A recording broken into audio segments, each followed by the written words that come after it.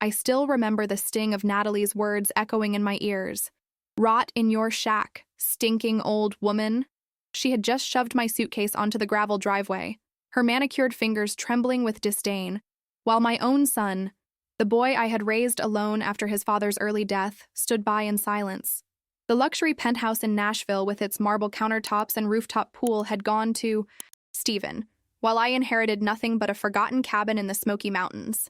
Natalie laughed when she saw my face crumple, her blue eyes flashing with cruelty. Perfect for you, Diane. Moldy walls, creaky floors, no heat. At least you'll blend in with the dust. Tears blurred my vision as I drove up the winding mountain road alone that night. The cabin looked abandoned, tired, like I felt inside. But when I pushed open the cellar door, expecting cobwebs and mildew, I froze in my tracks. What I discovered down there, hidden papers, deeds, and Edward's final letter, carried the power to destroy Natalie's arrogant laughter forever and rewrite everything they thought they had stolen from me. This is my story. The day Edward died, a piece of me went with him. For 43 years, he had been my rock, my compass, my home. We'd weathered storms together, financial hardships, Stephen's rebellious teenage years, my battle with breast cancer, and somehow, we always came out stronger on the other side. Edward wasn't perfect, but he was kind, steady, and wise. The type of man who remembered to bring home wildflowers just because it was Tuesday, who never forgot to tell me I was beautiful, even when illness took my hair and my confidence. The doctor said it was a massive heart attack. No warning signs, no time to say goodbye. One moment he was trimming the roses in our backyard, and the next, he was gone. Just like that. 68 years old and full of plans for our retirement. We'll be reading the will next Friday, Mrs. Callahan. Mr. Wilson, Edward's attorney, informed me at the funeral reception. Edward was very specific about the arrangements. I'm sure you'll find everything in order. I nodded numbly, my black dress feeling too tight around my neck. Around us, mourners ate tiny sandwiches and spoke in hushed tones, as if Edward might be disturbed by their normal voices. Stephen and Natalie stood by the fireplace, accepting condolences with practiced smiles. My daughter-in-law looked immaculate in her designer black dress, not a hair out of place despite the tears she occasionally dabbed away with a monogrammed handkerchief. Mom, are you okay? Stephen appeared at my side, his hand awkwardly patting my shoulder. At 38, my son had grown into a handsome man, with Edward's strong jaw and my hazel eyes. But somewhere along the way, after marrying Natalie Hayes, daughter of the prominent Nashville real estate developer, he had lost the warmth that had once defined him. I'm managing, I replied, trying to smile. Your father would want us to be strong. Of course, Stephen nodded. Natalie and I were thinking, after the will reading, maybe we should discuss your living situation. The house is quite large for just one person, and with the property taxes. Stephen, please. I cut him off gently. Not today. He had the decency to look embarrassed. Right. Sorry. We'll talk later. I watched him return to Natalie's side, whispering something in her ear that made her glance at me with those calculating blue eyes. I suddenly felt very tired and very old. The week crawled by in a fog of grief. I moved through our home like a ghost, touching Edward's things, his reading glasses on the nightstand, his favorite coffee mug in the kitchen cabinet, his sweater still hanging on the hook by the door. Each item held a memory, a piece of our life together that I wasn't ready to let go of. When Friday finally arrived, I dressed carefully in a simple navy blue dress that Edward had always liked. The law office of Wilson and Associates occupied the top floor of a sleek downtown building. Floor-to-ceiling windows offered panoramic views of Nashville, a city that had grown almost unrecognizable during our lifetime here. Stephen and Natalie were already seated when I arrived, both in impeccable business attire. Natalie didn't bother to stand when I entered, merely offering a tight smile that didn't reach her eyes. Mom, Stephen rose to kiss my cheek. You found parking okay? The valet was very helpful, I said, settling into the remaining chair. My hands felt cold despite the warm June day. Mr. Wilson entered with a leather portfolio tucked under his arm. Thank you all for coming. Shall we begin? The reading started with the standard legal preamble. I half listened, my mind drifting to Edward and wondering what his final wishes would be. We had discussed it, of course, in those practical conversations couples have as they grow older. Our modest savings, the house we'd paid off 15 years ago, his pension, all would come to me and eventually to Stephen when I was gone. Nothing complicated or surprising. Now, regarding the distribution of assets, Mr. Wilson adjusted his glasses. To my beloved wife, Diane. Elizabeth Callahan, I leave our cabin property in the Smoky Mountains, located at 1422 Ridge Road, Gatlinburg, Tennessee. I blinked in confusion. Cabin property? We didn't own a cabin. To my son, Stephen Morgan Callahan, I leave our primary residence at 743 Maple Avenue, Nashville, Tennessee, and the penthouse property at the Archer Building, 250 Symphony Place, Nashville, Tennessee. The penthouse? I'd never heard Edward mention owning a penthouse. From the corner of my eye, I saw Natalie straighten in her chair, a smile playing at the corners of her mouth. Additionally, to Stephen Morgan Callahan, I leave my investment portfolio valued at approximately $2.4 million as of the date of this will's creation.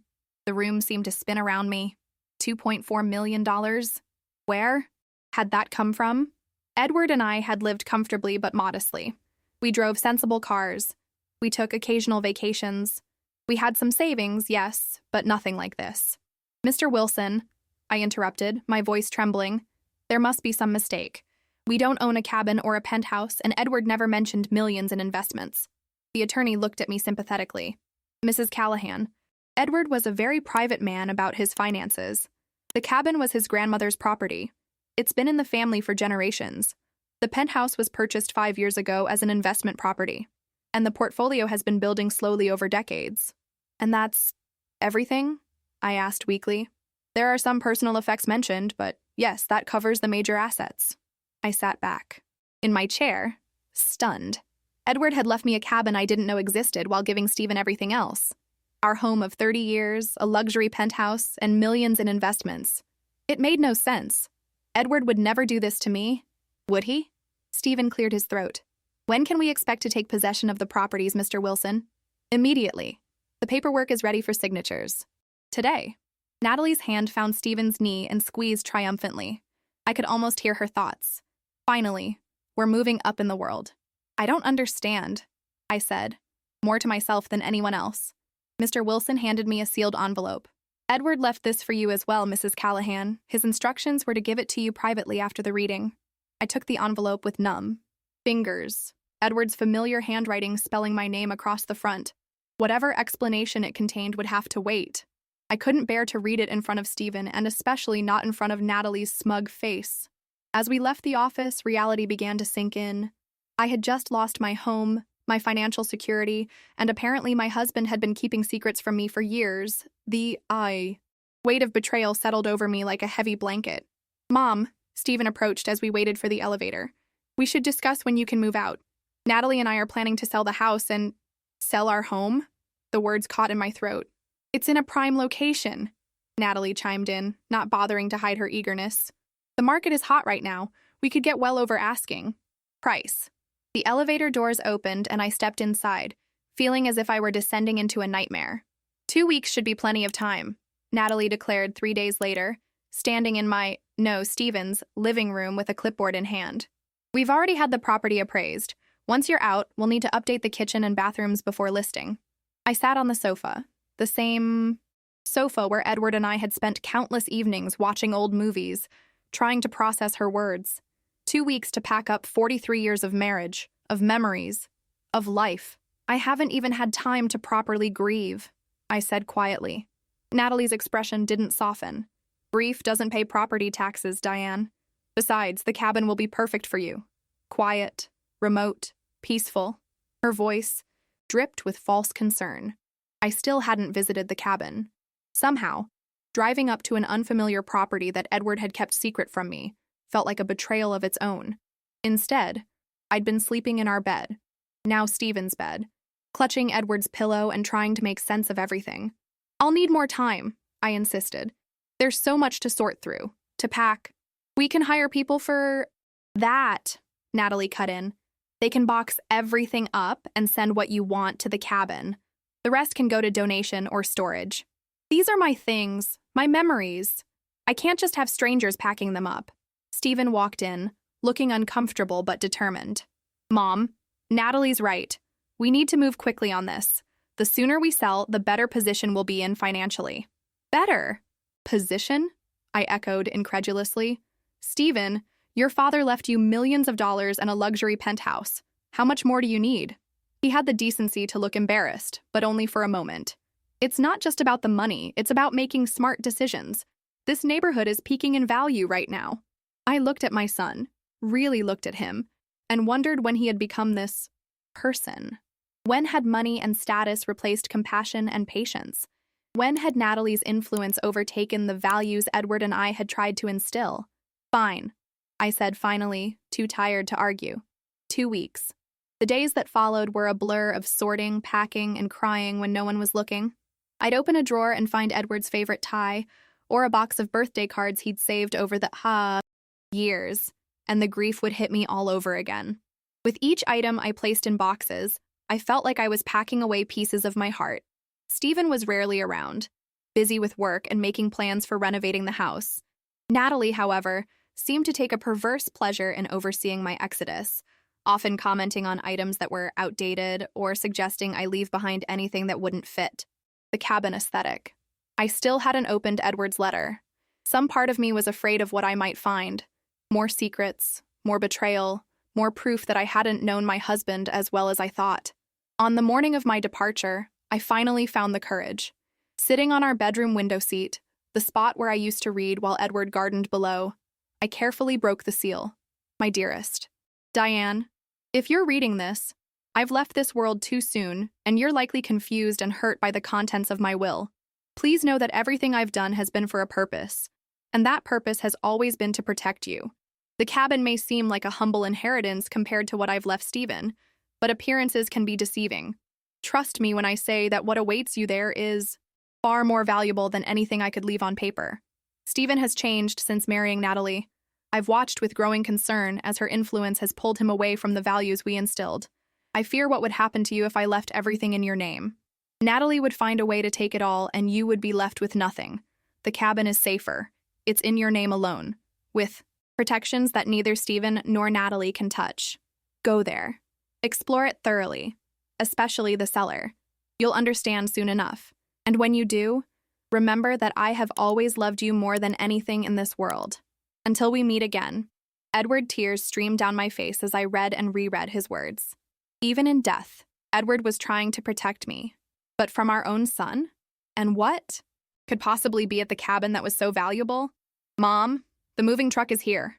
Stephen stood in the doorway, eyeing the letter in my hands. What's that? I quickly folded it and tucked it into my purse. Just something your father left me. He nodded, uninterested. We should get going. The movers need to start loading. The final indignity came as I was preparing to leave. I'd packed my car with the few personal items I couldn't bear to have handled by the movers. Edward's watch, our wedding album, my mother's china. As I went to retrieve my last suitcase from the bedroom, I heard Natalie's voice from the kitchen. Finally. I thought she'd never leave. God, can you believe she wanted to take that hideous grandfather clock? As if that would fit in a backwoods cabin. Nat. Come. On. Stephen's voice, at least, held a note of discomfort. That's my mother you're talking about. Please. Natalie scoffed. She's been holding you back for years. Always the dutiful son checking in on mommy. Well, now she can rot in that cabin and we can live the life we deserve. I stood frozen in the hallway, her words cutting through me like knives. Was this how they truly saw me? As a burden? An obstacle to their happiness? With shaking hands, I grabbed my suitcase and walked toward the front door. Natalie appeared from the kitchen, her fake smile firmly in place. All set? The movers said they'll be at the cabin by 5. I've arranged for a cleaning service to come tomorrow, so the house will be ready for the contractors by Monday. I looked at her perfect face, her designer clothes, her carefully manicured nails, and saw nothing but coldness. Stephen stood behind her, already distracted by something on his phone. Yes, all set, I replied quietly. Goodbye, Stephen. He looked up briefly. Drive safe, Mom. Call when you get there. As I turned to leave, Natalie's hand shot out, grabbing my arm with surprising strength. Oh, and Diane? Make sure you take everything. We don't want to have to ship forgotten items up to that place. Something in me snapped. 43 years of being the peacemaker, of putting others first, of swallowing hurt feelings for the sake of harmony. All of it boiled over in that moment. That place, as you call it, is my home now, I said, my voice steadier than I expected. And you know what? Maybe it's a blessing. I'd rather live alone in a shack than spend another minute watching what you've turned my son into. Her eyes widened, then narrowed dangerously. How dare you? She snatched my suitcase and shoved it roughly out the door, where it toppled onto the driveway, spilling contents across the gravel. Rot in your shack, stinking old woman.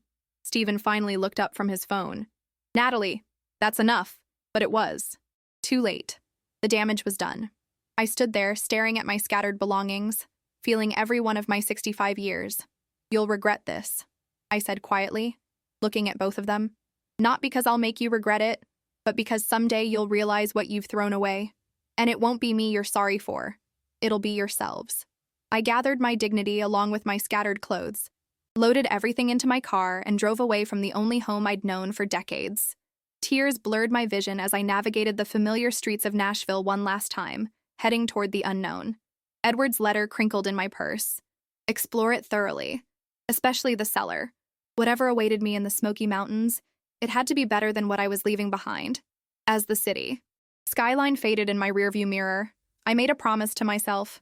This wouldn't break me. Whatever Edward had planned, whatever secret he'd kept, I would face it head on. And maybe, just maybe, I would finally understand.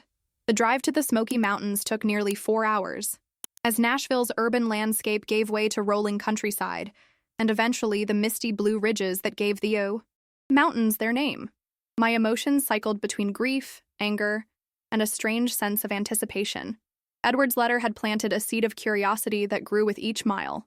Dusk was settling when I finally turned onto Ridge Road, a narrow gravel path that wound upward through dense forest. My GPS announced, arriving at destination, as I rounded a final bend and caught my first glimpse of the cabin. It wasn't what I'd expected. From Natalie's sneering comments and my own imagination, I'd pictured a dilapidated shack, something barely standing, an insult of an inheritance. What stood before me instead was a sturdy, 2-story log cabin with a wide covered porch wrapping around the front. Not luxurious by any means, but far from the hovel I'd been led to believe. The moving truck was already there, 2 men unloading boxes onto the porch. I parked beside them and stepped out, my legs stiff from the long drive. Mrs. Callahan? One of the movers approached, clipboard in hand. We've got everything unloaded. Just need your signature and we'll start bringing it all inside. I nodded, scanning the property as I signed. The cabin sat in a small clearing, surrounded by towering pines and oaks. A stone path led from the gravel driveway to the porch steps. To the left, I could make out what looked like a small garden shed. Beyond that, the property seemed to extend into the forest, though it was too dark now to see how far. Do you know where the keys are? I asked, suddenly realizing I had no way to enter my new home. Under the flower pot, the mover replied. The lawyer said you'd find them there. Sure enough, beneath a terracotta pot holding a thriving fern, a single key waited on a simple ring. I unlocked the door and stepped inside, not knowing what to expect. The interior was surprisingly clean and well-maintained. A spacious living room with exposed wooden beams open to a modest kitchen with dated but functional appliances. A stone fireplace dominated one wall, and comfortable-looking furniture, not new, but not shabby either, was arranged to take advantage of both the fireplace and the large windows overlooking the forest. Where would you like the boxes, ma'am? The mover called from behind me. For the next hour, I directed the placement of my belongings, what little I'd brought from my former life. Once the movers left, I stood in the silent cabin, utterly alone for the first time in decades. Well, Edward, I said aloud to the empty room. Here I am, now what? Explore it thoroughly, especially the cellar.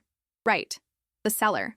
I'd been so distracted by the cabin itself that I'd nearly forgotten the cryptic instruction in Edward's letter. I began searching for a door that might lead downward, finally finding it tucked away in a short hallway between the kitchen and what appeared to be a small bathroom. The wooden door was solid, with a simple iron latch instead of a knob. My heart pounded as I lifted the latch and pulled. The door resisted slightly, then opened with a low creak.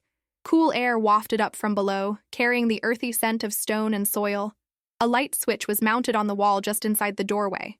I flipped it, and a single bulb illuminated a set of wooden stairs descending into darkness.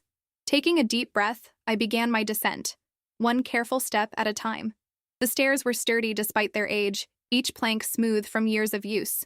At the bottom, The cellar opened into a surprisingly large space with a packed dirt floor and stone walls. Metal shelves lined one side, stocked with canned goods and preserved foods.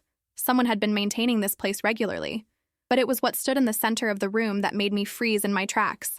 An antique roll-top desk, its dark wood gleaming in the dim light.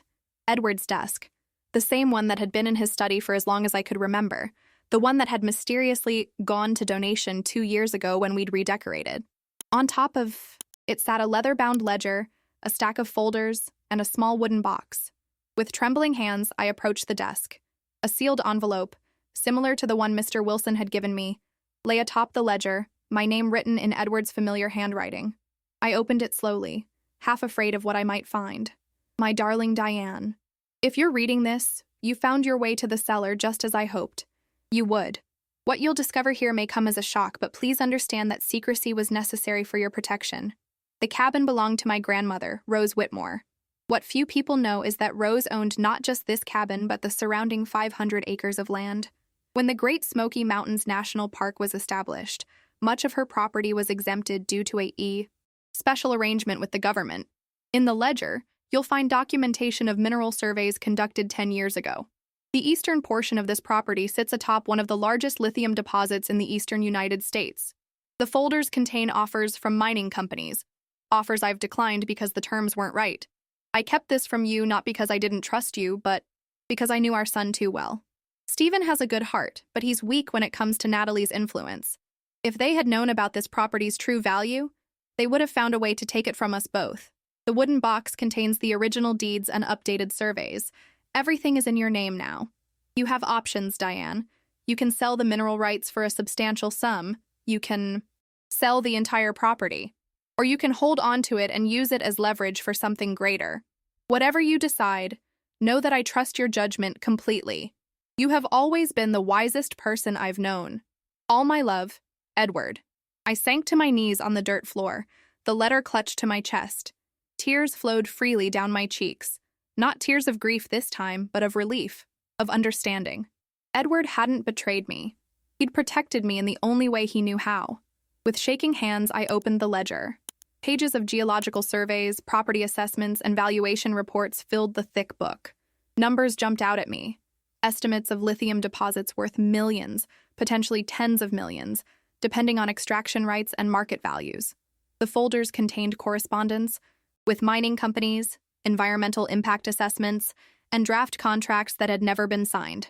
Edward had been methodical, thorough, considering every angle. Finally, I opened the wooden box. Inside lay the original deed to the property, dating back to 1932, with Rose Whitmore's name clearly stated. Attached to it was a more recent document, a transfer of ownership to my name, executed 6 months before Edward's death, notarized and legally binding. I sat there on the cellar floor for what felt like hours, absorbing the magnitude of what Edward had done. While Stephen and Natalie thought they'd secured the valuable assets, the Nashville house, the penthouse, the investment portfolio, Edward had given me something far more valuable. Not just financial security, but a fresh start, free from their influence and manipulation. As the reality sank in, something else stirred within me. Not vindictiveness, not a desire for revenge, but a quiet determination. Stephen and Natalie had cast me aside like something worthless, never bothering to look beneath the surface. They'd judged by appearances, by what they could immediately see and quantify, just as they'd done with me. I gathered the documents and climbed back up the stairs, a new resolve strengthening my steps. Tomorrow, I would contact Mr. Wilson and discuss my options. Tonight, though, I would sleep in this cabin, my cabin, and begin to imagine a future I never could have anticipated. As I closed the cellar door behind me, I felt Edward's presence so strongly it almost took my breath away.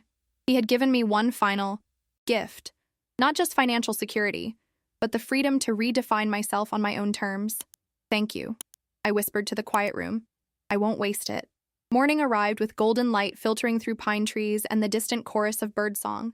For a moment, I forgot where I was, reaching instinctively for Edward beside me, finding only empty space. Reality rushed back as my eyes opened to unfamiliar log walls and the sound of wind rustling through trees instead of city traffic. I made my way to the kitchen, grateful to find coffee among the well-stocked pantry items.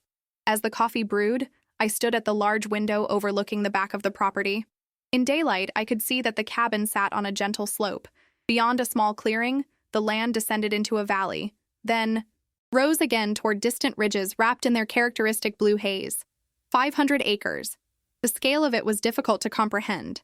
My entire world had been condensed to a suburban lot for decades, and now I owned a small piece of wilderness that extended beyond what my eyes could see. A knock at the front door startled me from my reverie. Tightening the belt of my robe, I made my way to the entrance, wondering who could possibly be calling at this hour, in such a remote location. The man standing on my porch was tall and weathered, with silver hair and kind eyes that crinkled at the corners. He wore worn jeans and a flannel shirt, and held a basket covered with a checkered cloth. "Mrs. Callahan?" he asked, his voice gentle with a soft Appalachian lilt. "I'm Peter Collins. I live about a quarter mile down the ridge. Thought you might appreciate some fresh biscuits and jam on your first morning here." I blinked in surprise, taken aback by this unexpected hospitality. "That's very kind of you, Mr. Collins. Please, come in." "Peter, please," he said, stepping inside and surveying the boxes still scattered around the living room. "Eddie told me you might be coming to stay. Said I should keep an eye out for you." "Eddie?" I paused, coffee pot in hand. "You mean Edward? My husband?" Peter nodded, accepting the mug I offered. "He came up here every few months to check on the place. Always talked about you. Showed me pictures, told stories. Felt like I knew you before we ever met." I sat across from him at the small kitchen table, trying to process this new information. I had no idea he came here regularly. He never mentioned it. Peter's expression softened with understanding. "Eddie had his reasons, I reckon. He was protecting something precious." "The mineral rights?" I said quietly. "That? Yes." Peter sipped his coffee. "But I meant you, Mrs. Callahan. He was protecting you. Please, call me Diane." I unwrapped the cloth to find still warm biscuits nestled inside the basket. "Did Edward tell you about our son? About Natalie?" Peter nodded, a shadow passing over his features. He worried about their influence. Said they'd grown too fond of status, too concerned with appearances. He paused, seeming to choose his words carefully. "Last time Eddie was here, about a month before he passed, he said something that stuck with me. Said sometimes treasures are hidden where no one bothers to look." A chill ran through me. The exact phrase from Edward's letter. "Did you know about the cellar?" I asked. "About what's down there?" "I helped him move that desk in," Peter confirmed. "Didn't read the papers, but I knew they were important. Eddie trusted me to keep an eye on things, make sure nobody came snooping around." "And nobody did?" "Not until you." He smiled warmly, just as it should be. We talked for another hour. Peter told me about the area, the small community scattered across these ridges, the nearest town 15 miles away where I could find groceries and basic supplies. He offered to help with any repairs the cabin might need and invited me to dinner the following week to meet his wife, Martha. As he was leaving, he paused at the door. "Eddie also asked me to tell you something else when the time came. Said you'd need to hear it." I waited, heart thumping. He said, "Tell Diane that second chances come in unexpected packages, and that it's never too late to reinvent yourself." Peter's eyes held mine. "Whatever you decide to do with this place, with what Eddie left you, just know you've got friends here. You're not, alone." After he left, I sat on the porch swing, watching clouds drift across the vast sky, feeling something I hadn't felt since Edward's death, a sense of possibility. That afternoon, I called Mr. Wilson and arranged to meet him in Gatlinburg the following day. Then I spent hours exploring the property, walking the boundaries Peter had described, discovering a small stream that cut through the, eastern section, the section that apparently contained a fortune beneath its peaceful surface. As the sun began to set, my phone rang. Stephen's name appeared on the screen. I almost didn't answer, still raw from Natalie's cruel words, but curiosity won out. "Hello? Mom?" His voice sounded strained.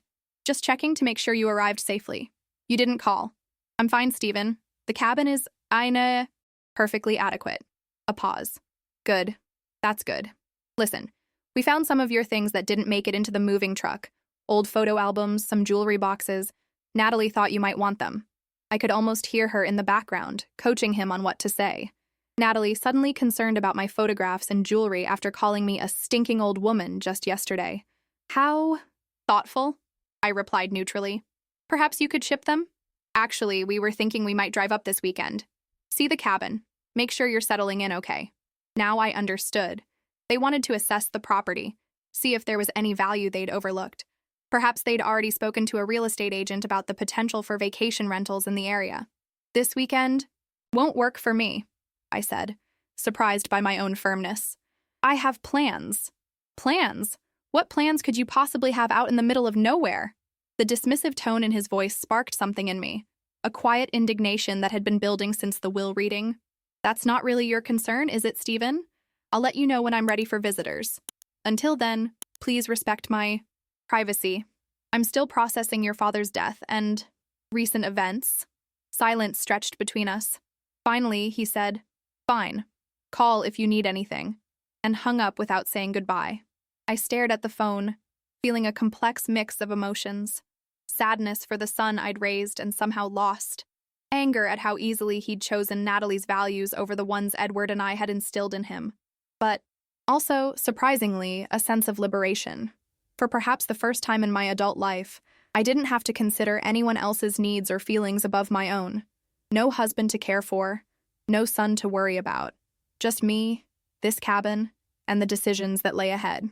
As night fell, I returned to the cellar, this time with a proper lamp and a determination to understand exactly what Edward had left me.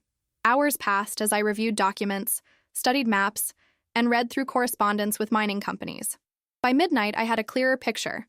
The lithium deposits were substantial, part of a vein that ran through these mountains but was largely inaccessible due to the national park's protected status. My 500 acres represented one of the few privately owned sections where mining might be permitted, subject to environmental regulations and proper licensing. The most recent offer, from a company called Eastridge Resources, proposed $12 million for the mineral rights alone, leaving me with ownership of the land itself. Adjusted for current market values, that figure would likely be significantly higher now. As I climbed the stairs and prepared for bed, Edward's words echoed in my mind. It's never too late to reinvent yourself. Tomorrow I would begin the process of doing exactly that. The drive to Gatlinburg took 40 minutes along winding mountain roads. The small tourist town was bustling even on a weekday. Streets lined with gift shops, pancake houses, and attractions catering to the millions who visited the Smoky Mountains each year. Mr. Wilson had arranged to meet me at a quiet cafe tucked away from the main strip. I arrived early, anxious to discuss what I'd discovered and determine my next steps. The attorney was waiting at a corner table, his familiar leather portfolio on the seat beside him. "Mrs. Callahan," he stood to greet me. "You're looking well. The mountain air agrees with you." I smiled, realizing it wasn't just a pleasantry. Despite everything, I did feel different, more centered, more determined. "Thank you for meeting me, Mr. Wilson. I've discovered some unexpected aspects of my inheritance." He nodded knowingly. "The mineral rights?" Yes, Edward was quite strategic about those. "Why didn't you tell me at the reading?" I asked, unable to keep a hint of accusation from my voice. Edward's explicit instructions. He removed several documents from his portfolio. He wanted you to discover it on your own, in your own time, away from Stephen and Natalie's influence. I sighed, understanding Edward's reasoning, but still frustrated by the secrecy. So what happens now? The documents mention offers from mining companies. Several companies have expressed interest over the years. Edward declined all offers, but the most recent valuation suggests the mineral rights alone would fetch upwards of $15 million in today's market. The figure hung in the air between us. $15 million. More money than Edward and I had seen in our lifetime of modest professional careers. "And if I sold the entire property?" I asked. "Given the size of the land and the confirmed lithium deposits, closer to $25 million, possibly more if companies compete for the acquisition." I took a deep breath, trying to process the magnitude of what Edward had left me. And Stephen doesn't know any of this? No. Edward was quite careful. The property has been in his family for generations, but the mineral surveys were conducted quietly. As far as Stephen knows, it's just an old family cabin on a few acres of mountain land. Which explains why he was content with the Nashville house and the penthouse, I mused. He thought he was getting the valuable assets. Mr. Wilson smiled thinly. Precisely. Edward knew that Stephen and particularly Natalie would value urban real estate and liquid investments, things with obvious immediate prestige. The cabin's worth isn't apparent unless you know where to look. Just like me, I said softly, the parallel suddenly clear. They had discarded me like something without value, never bothering to look beneath the surface. We spent the next hour discussing options. I could sell everything immediately for a substantial sum. I could sell just the mineral rights while retaining ownership of the land. Or I could negotiate a more complex arrangement, perhaps a partnership with a mining company that would provide ongoing income rather than a one-time payment. There's no rush to decide, Mr. Wilson assured me. The property is securely in your name, with provisions that prevent it from being contested or claimed by others, including Stephen. As our meeting concluded, I asked the question that had been nagging at me. Did Edward ever explain why? Why he kept this from me? During our marriage? Mr. Wilson's expression softened. He said he wanted to protect you from having to choose between financial security and your relationship with your son. He believed that if Stephen and Natalie discovered the property's true value while he was alive, they would have pressured him relentlessly to sign it over.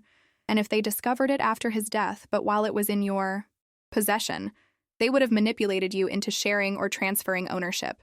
So he made the choice for me, I said, not sure whether to feel grateful or resentful. He gave you options, Mr. Wilson corrected gently.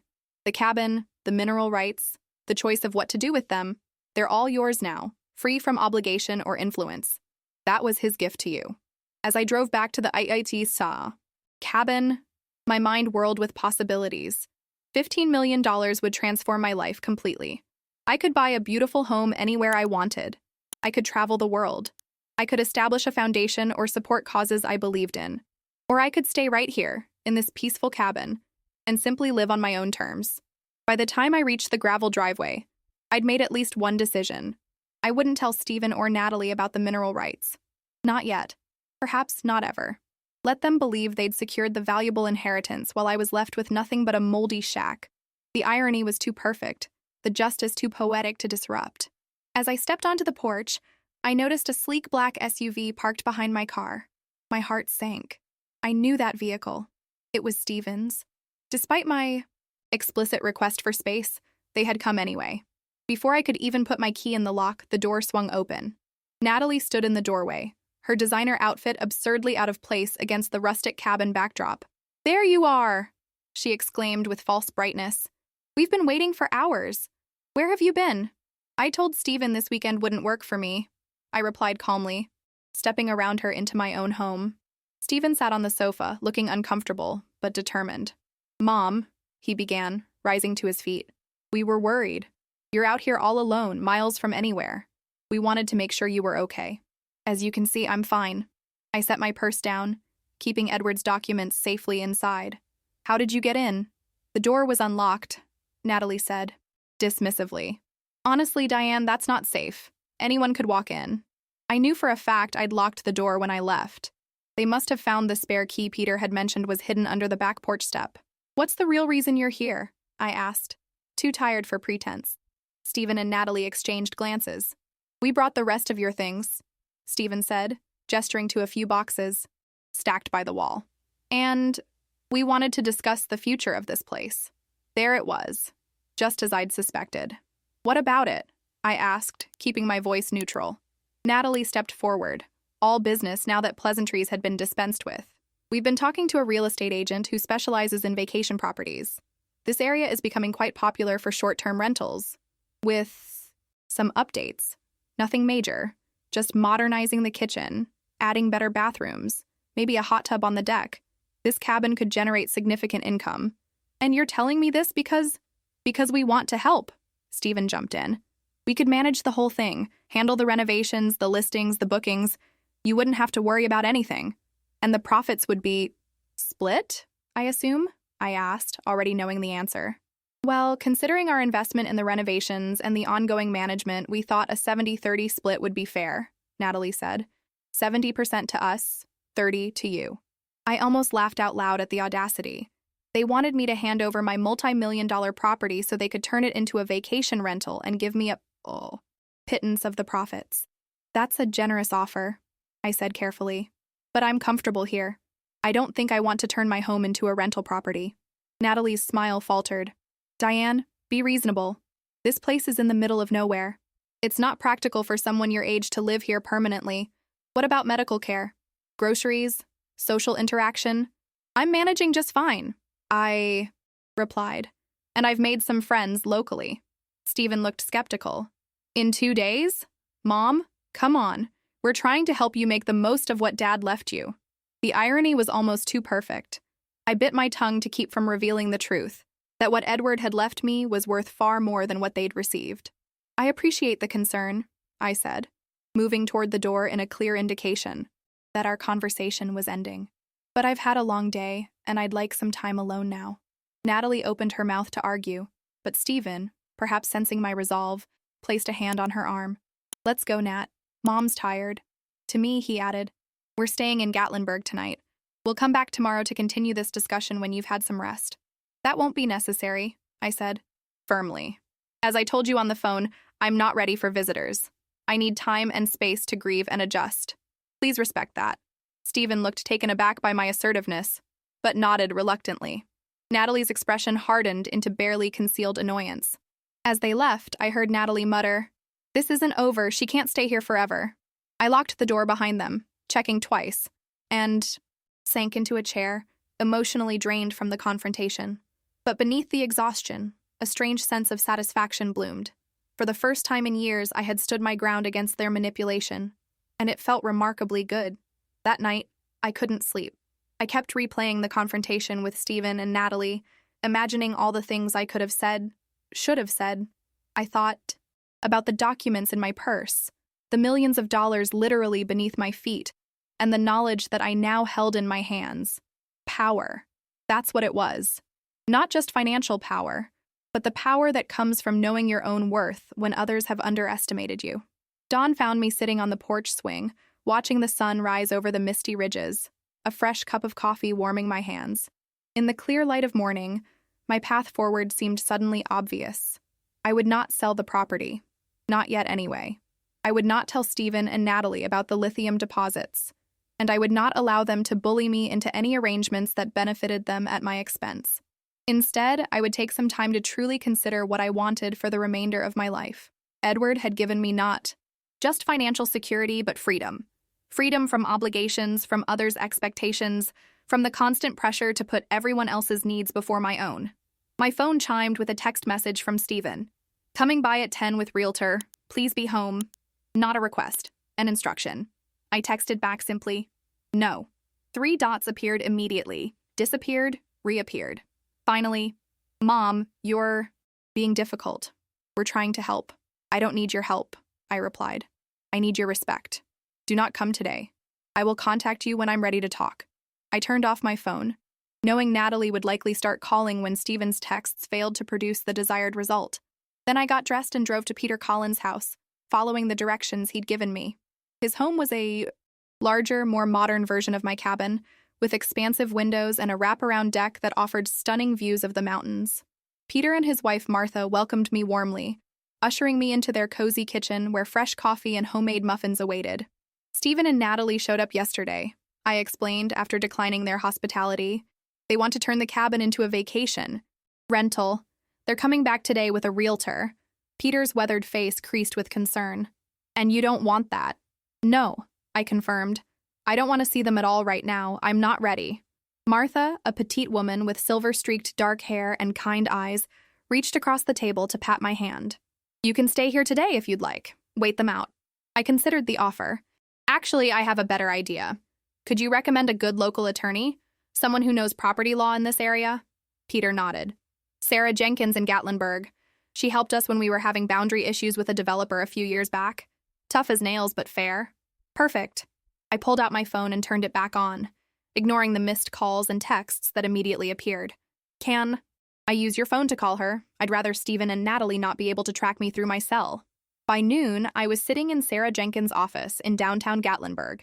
She was younger than I'd expected, maybe early 40s, with a no-nonsense demeanor and a quick mind that grasped the complexities of my situation immediately. So you want to secure your property against potential claims or interference from your son and daughter-in-law, she summarized after I'd explained everything. And you want to explore options regarding the mineral rights that would provide you with ongoing income rather than a lump sum payment. That's right, I confirmed.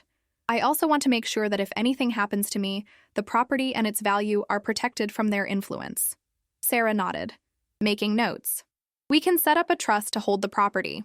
You would be the primary beneficiary during your lifetime, with full control over any decisions regarding mineral rights, development, or sale. Upon your death, the trust could benefit causes you care about, with specific exclusions preventing Stephen or Natalie from having any control. Could I specify certain conditions under which Stephen might benefit?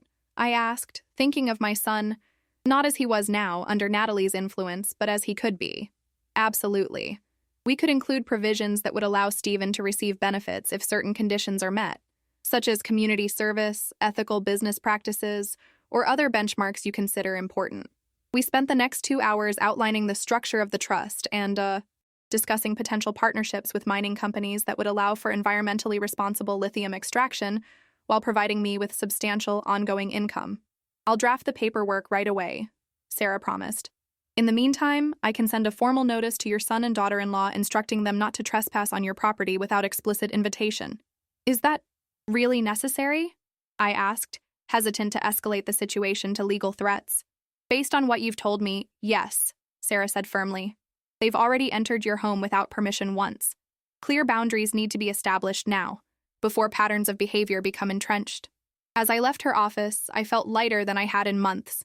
I had a plan now, a path forward that honored Edward's intentions while protecting my own interests. When I returned to the cabin that afternoon, I was relieved to find no sign of Stephen, Natalie, or any realtor. Either they had respected my text message, unlikely, or they'd come and gone when they found me absent, more probable. I spent the evening cleaning and organizing, making the cabin truly mine. I unpacked books and arranged them on shelves, placed family photos on the mantel, carefully selecting ones that featured Edward and me but not Stephen, and moved furniture to better suit my preferences. By nightfall, the space felt transformed. No longer Edward's secret retreat or a dusty inheritance, but my home. As I settled onto the porch swing with a glass of wine, watching fireflies begin to appear at the forest's edge, my phone rang. Stephen again. This time, I answered. Mom, he began, his voice a mixture of frustration and concern. Where were you today? We were worried sick. I told you not to come, I replied calmly. I meant it. We brought a realtor all the way from Nashville. That was your choice, not mine. A pause, then Stephen's voice again, softer now. Mom, what's going on with you? You're acting different. I am different, Stephen. Losing your father, being treated the way you and Natalie treated me, these things change a person. We were just trying to help, he insisted, though his voice lacked conviction. No, you weren't. You were trying to control me and capitalize on what you thought was a worthless piece of property I was stuck with. The words came out more sharply than I'd intended, but I didn't regret them. Silence stretched between us. Finally, Stephen said, We're heading back to Nashville tomorrow. I guess there's no point in trying to talk to you right now. That would be best, I agreed. After we hung up, I sat in the growing darkness, contemplating the shift in our relationship. For the first time in his adult life, Stephen couldn't manipulate or pressure me into doing what he wanted. The realization was probably unsettling for him, and absolutely liberating for me. Later that night, as I prepared for bed, I noticed a small carved box on the dresser that I hadn't seen before. Inside was a delicate silver locket on a chain. When I opened it, I found a tiny photograph of Edward on one side, and to my surprise, a picture of an elderly woman on the other, presumably Rose Whitmore, Edward's grandmother.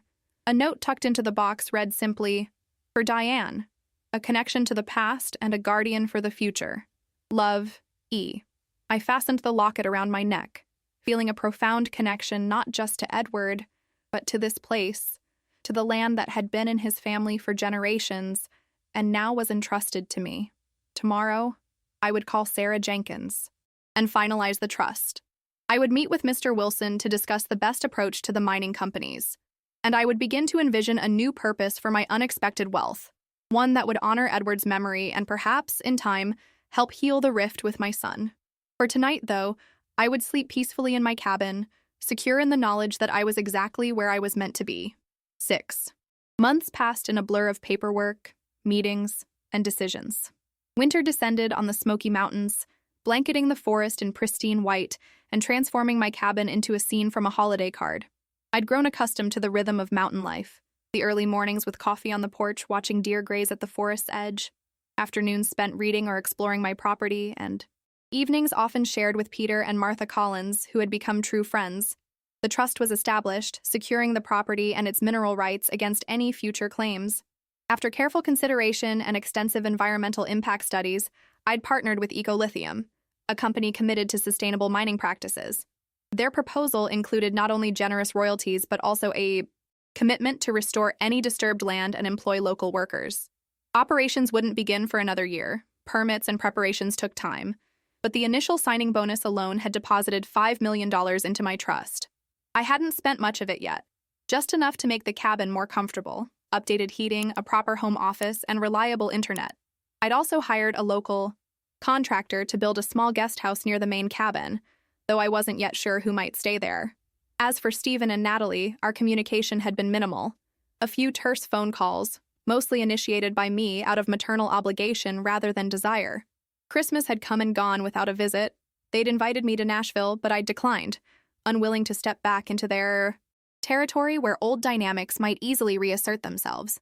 Instead, I'd spent the holiday with the Collins family and their grown children, who welcomed me as if I'd always been part of their circle. On a crisp February morning, my phone rang with an unfamiliar Nashville number. "Mrs. Callahan?" a woman's voice asked when I answered. "This is Rebecca Shaw from Prestige Properties. I'm calling about your former residence on Maple Avenue." "Yes?" I replied, confused. The house had been sold months ago, according to Stephen. "Well, this is a bit unusual, but the current owners found some items in the attic that appear to be personal effects. Old photographs, letters, some jewelry. They thought you might want them." My heart quickened. Edward and I had stored family heirlooms and mementos in the attic, things I thought had been included in the moving process. "Yes, of course. Thank you for letting me know. Normally, we'd ask the previous owners to collect such items," she continued. "But when we contacted your son, he said to dispose of everything. Fortunately, the new owners thought that seemed hasty." A cold weight settled in my stomach.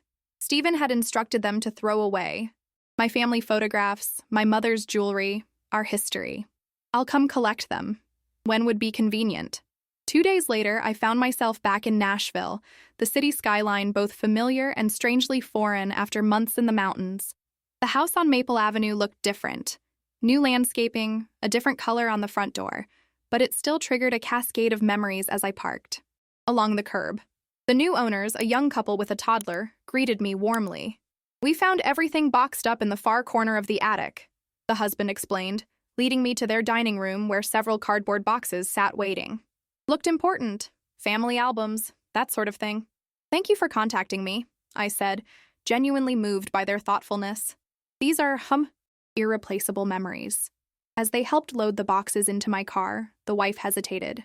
"We're not trying to pry, but your son seemed very dismissive when the agent called him. Said if it mattered to you, you would have taken it when you moved. It just seemed odd." I smiled sadly. "Family dynamics can be complicated. I'm just grateful you followed your instincts." While in Nashville, I decided to make one more stop before returning to the mountains. I drove to the address of the penthouse Edward had left to Stephen, parking in the visitor section of the upscale high-rise. "I'm here to see Stephen Callahan," I told the doorman. He checked his computer. "Mr. and Mrs. Callahan are in residence. I'll call up." Moments later, the doorman nodded. "They'll see you, Mrs. Callahan. Penthouse B, top floor." The elevator whisked me upward, my stomach fluttering with a mixture of apprehension and resolve. When the doors opened, Stephen stood waiting, surprise evident on his face. "Mom? What are you doing in Nashville? You should have called first." "Hello, Stephen." I stepped past him into the penthouse, taking in the expansive space with floor-to-ceiling windows offering spectacular views of the city.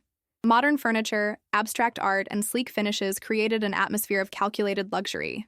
It was beautiful but cold. Nothing like the warm, lived-in home Edward and I had created. "Is Natalie here?" I asked, noticing women's magazines on the coffee table and a designer handbag tossed carelessly on a chair. "She's in the bedroom on a conference call. Business stuff." Stephen gestured, vaguely.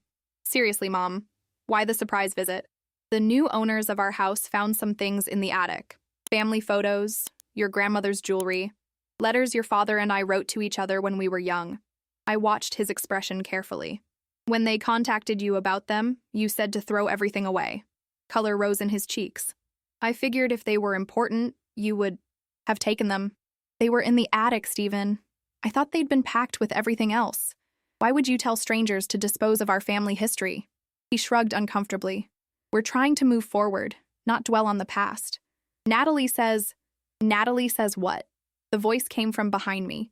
I turned to see my daughter-in-law emerging from a hallway, looking polished in, expensive loungewear, her face a mask of false welcome. Diane, what a surprise! I was just explaining to Stephen why I'm in town, I replied evenly. The new homeowners found family heirlooms that were left behind. When they called Stephen about them, he told them to throw everything away. Something flickered in Natalie's eyes. Not guilt, but annoyance at being questioned. We assumed you had taken everything you wanted. Besides, who has space for old photo albums these days? Everything should be digitized. Some things can't be replaced with digital copies, I said. But that's not really why I'm here. Stephen frowned. Then why are you here, Mom? I took a deep breath, centering myself. I wanted to see how you were doing. Whether this, I gestured around the luxurious penthouse, was making you happy. Of course we're happy, Natalie answered quickly. The penthouse is the best address in Nashville. We're finally living the life we deserve. I looked at my son, really looked at him. Behind the expensive clothes and carefully styled hair, I saw something I hadn't noticed before, a weariness, a tightness around his eyes. And you, Stephen? Is this the life you want? And glanced at Natalie, then back to me. Yes, of course. But there was hesitation in his voice, a flicker of uncertainty that confirmed what I'd begun to suspect. The penthouse, the status, the material trappings. These were Natalie's dreams, not necessarily Stephen's. I should go, I said, suddenly tired of the pretense. I have a long drive back to the mountains. How's that going? Stephen asked, seemingly grateful for the change of subject. Living in the cabin? Better than anyone expected, I replied with a small smile. It turns out appearances can be deceiving. The cabin had hidden value that wasn't immediately obvious. Natalie's eyebrows rose slightly. Value? You mean like sentimental value? Among other things, I said vaguely. I've discovered that what looks worthless to some people might be priceless to others. It just depends on what you're looking for. I left them with those cryptic words, knowing they would wonder but not care enough to investigate further. Their world was here in Nashville, in their penthouse with its perfect views and empty spaces. Mine was in the mountains with its quiet strength and unexpected riches. As I drove back toward the Smokies, boxes of memories beside me, I felt a profound sense of gratitude for Edward's foresight. He had known exactly what would happen, how Stephen and Natalie would behave, what they would value, and he had protected me from their influence while giving me the tools to build something new. The cabin came into view just as dusk was settling over the mountains. Light glowed from the windows. Peter must have come by to turn on the porch lamp, knowing I'd be returning after dark. As I pulled into the driveway, exhaustion from the emotional day hit me all at once. But it was a good exhaustion, the kind that comes from confronting difficult truths and emerging stronger. I had seen Stephen and Natalie's reality with clear eyes, without the fog of hurt or betrayal that had clouded my vision before. And in that clarity, I had found not vindication, but something more valuable: perspective. They had the penthouse, I had the mountains, and we were each exactly where we belonged. 1 year to the day after Edward's death, I stood at the edge of my property, watching as the first rays of dawn illuminated the valleys below. I wore his jacket against the morning chill, the silver locket hanging around my neck, Rose Whitmore's stern face, and Edward's gentle smile contained within. So much had changed in 12 months. The Eco-Lithium partnership had moved forward, with preliminary work beginning on the eastern section of the property. Their environmentally conscious approach meant minimal disruption to the land. No massive excavation, no toxic chemicals, just precise, targeted extraction using the latest technology. The financial arrangement had exceeded even Mr. Wilson's expectations. Between the signing bonus and projected royalties, I had more wealth than Edward and I could have imagined in our modest lives together. But the money itself wasn't the true gift he'd left me. The real inheritance was purpose. With Sarah Jenkins's guidance, I had established the Whitmore Foundation, named in honor of Edward's grandmother. Its mission was twofold: to preserve natural lands in the Smoky Mountains and to support elderly individuals facing housing insecurity or displacement. The irony wasn't lost on me, using wealth from the earth to help those who, like me, had been discarded and undervalued. The guest cottage was complete now, simple but beautiful with its stone fireplace and covered porch. It would serve as the first of what I hoped would be several transition homes for seniors who needed a place to regroup, to plan their next chapter, to rediscover their worth. My phone chimed with a message, a reminder that today's memorial gathering would begin at noon. I'd invited a small group to commemorate Edward's life: Peter and Martha Collins, Mr. Wilson, Sarah Jenkins, and a few others who had become important in my new life.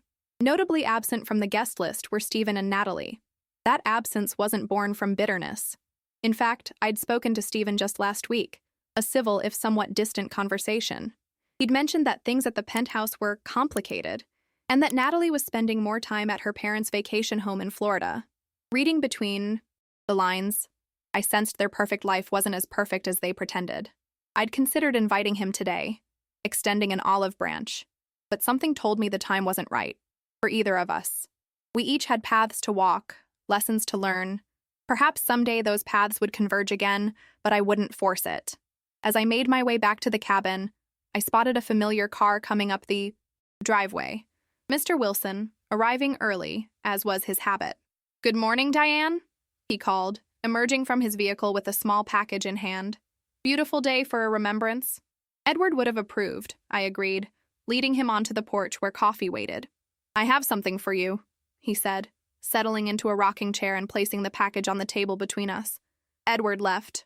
"Instructions for me to give you this today, 1 year after his passing." My hands trembled slightly as I unwrapped the package. Inside was a journal bound in soft leather, Edward's initials embossed on the cover. A note was paperclipped to the first page. "For Diane, when you found your footing. With all my love, Edward." I opened the journal carefully. Inside were not Edward's writings, as I'd expected, but blank pages waiting to be filled. Only the first page contained his handwriting. "My dearest Diane, if you're reading this, you've weathered the storm. You've discovered the truth about the cabin, made decisions about your future, and hopefully begun to create a life that brings you joy and purpose. This journal isn't for recording the past, but for envisioning the future. Our story together has ended, but yours continues. Fill these pages with dreams, plans, ideas, whatever gives your life meaning in the days ahead. Remember that second chances come in unexpected packages.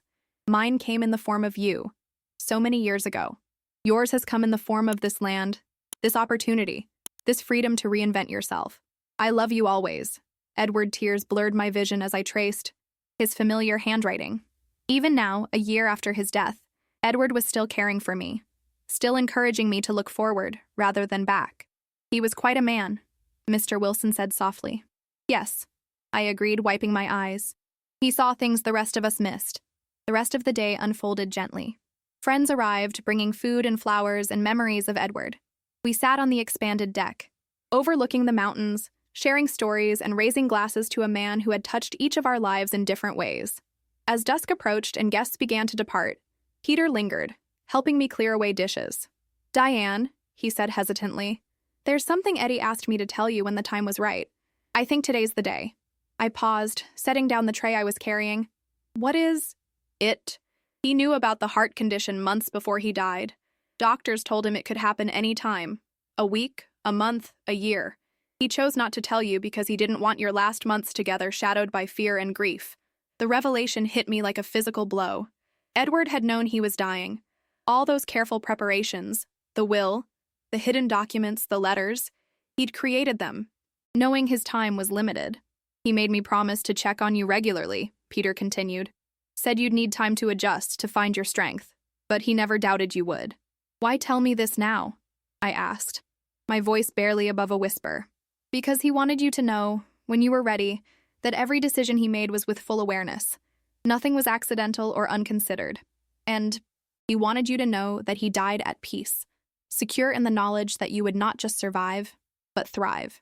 I sank onto a nearby chair, absorbing this final piece of the puzzle. Edward had faced his mortality with the same quiet dignity with which he'd lived his life. He had planned meticulously for my future, knowing he wouldn't be part of it. "Thank you for telling me," I said finally. "It helps to know that it was intentional, all of it." After Peter left, I sat alone on the porch as night settled over the mountains. Stars emerged one by one in the clear sky, their light reaching me across unimaginable distances and time. Somewhere in that vastness, I liked to think, Edward could see what his final gift had made possible. I opened the journal he'd left me, its blank pages, full of possibility. On the first empty page, I began to write, "Dear Edward, today marks 1 year since you left. I've discovered that grief isn't something you overcome. It's something you learn to carry. Some days it's heavier than others, but I'm stronger now than I was. The cabin you left me isn't just a home. It's become a beginning. The Whitmore Foundation welcomed its first resident last week, a 70-year-old woman whose family sold her home while she was recovering from surgery. She reminds me of myself a year ago, disoriented, betrayed, uncertain, but she'll find her way just as I did. As for Stephen, I haven't given up hope. Someday he may find his way back, not to the son he was, but to the man he could be. When that day comes, I'll be here." What happened with Natalie and Stephen taught me something valuable. True worth isn't found in penthouses or portfolios or prestige. It's found in resilience, in kindness, in the courage to begin again. You knew that all along, didn't you? That's why you gave me not just financial security, but the chance to discover my own value, not as your wife, not as Stephen's mother, but as Diane. For that, my love, I am eternally grateful. I closed the journal, feeling a sense of completion. Edward had orchestrated one final lesson from beyond the grave, that sometimes what looks like an ending is actually a beginning in disguise. The cabin, once seen as a punishment, an exile, a symbol of my disposability, had become the foundation for something meaningful and lasting. The land, dismissed by Stephen and Natalie as worthless, contained riches beyond measure, both literal and figurative. And I, cast aside as a stinking old woman, unworthy of consideration, had found strength, purpose, and community I never would have discovered otherwise. As I prepared for bed that night, I paused before the bedroom window, gazing out at the moonlit mountains. The silver locket felt warm against my skin, connecting me to the past even as I moved toward the future. "Thank you," I whispered to Edward, to Rose Whitmore, to the universe that had conspired to bring me exactly where I needed to be. Outside, the wind whispered through pine trees. Inside, I was finally, completely at home. In this cabin, in these mountains, and in myself. The forgotten inheritance had become my greatest treasure, and that, I realized, was exactly what Edward had intended all along.